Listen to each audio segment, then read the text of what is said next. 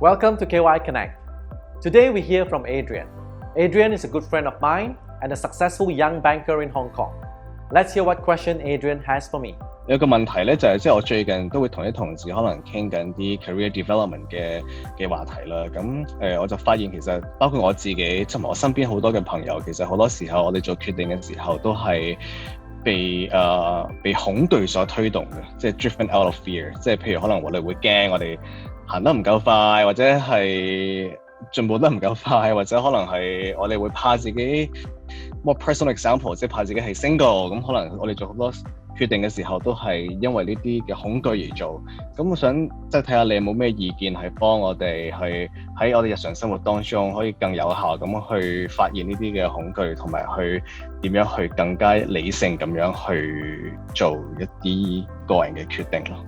When I'm thinking of how to respond to Adrian's question, I'm thinking of swimming, which is one of my passions.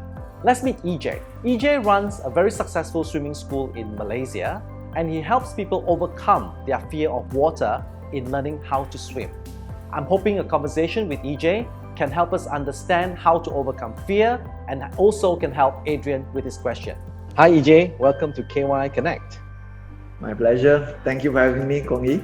So as you have seen the question from Adrian, it's this big question of managing and dealing with fears, right? And immediately I thought about the swimming school that you are running, EJ. When you see somebody who has big fear of water but wants to learn how to swim, how do you help them manage the fear so that they can overcome it? Normally, if you were to ask a student, what are you afraid of? They'll say, I don't know, water is just scary. Yeah, so we try to break it down into smaller pieces like, are they afraid of falling, afraid of sinking, afraid of running out of air, off balance? As we start to identify breaking it down to smaller pieces, then we solve it one by one. Some people have many different fears at once. As long as you break one by one, the confidence will start to build, then you start to conquer the next fear easier and easier. Now, once you have identified this different type of smaller fears, then how do you prioritize? We prioritize by going to something that will take away their hesitation. We take away things that can distract them. For example, pain.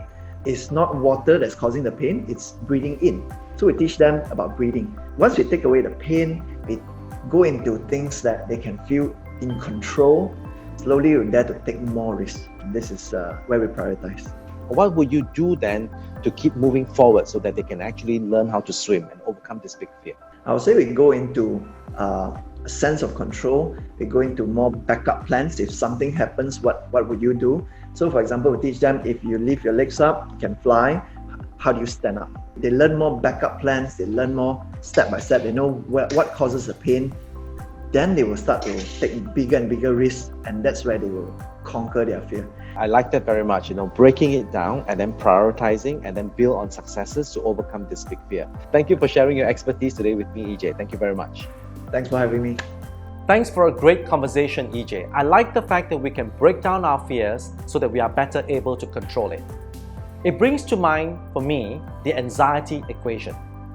The anxiety equation measures how likely something is going to happen versus how awful it will be if it happens. And then it looks at how well we are able to cope with it and also how much we can get help or rescue when something happens. For example, a lot of us may have the fear of losing our jobs today. The first question you ask yourself, how likely is this going to happen? If this happens, how awful will it be really in my life? Relatively, we look at, if I do lose my job, what is my ability to cope with it? And finally, am I able to get help or rescue if I need to? My tip for all of you today is this.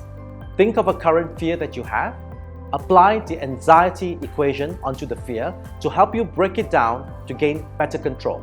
Best of luck with your practice, and I see you again on KY Connect.